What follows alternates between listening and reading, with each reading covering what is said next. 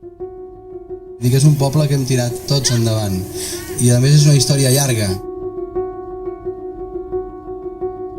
En aquesta llista no hi ha gent que hem posat perquè tenim compromisos familiars o polítics, sinó que són els millors que podien estar dintre d'un govern municipal.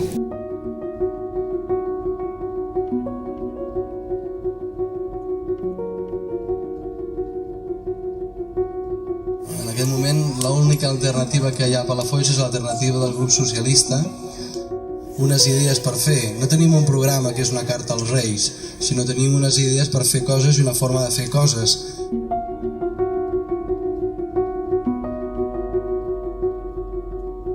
Digueu a la vostra gent que es passegi pel poble, que vagi per aquests carrers, per aquests jardins, per aquestes places i que vegi què és aquest poble i qui hi ha a darrere.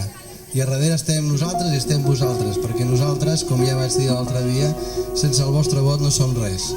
I jo penso que això és el que val la pena. Jo volia donar les gràcies a tots avui per haver vingut i la gent, els amics que ens han acompanyat. O sigui que, maestro, la música.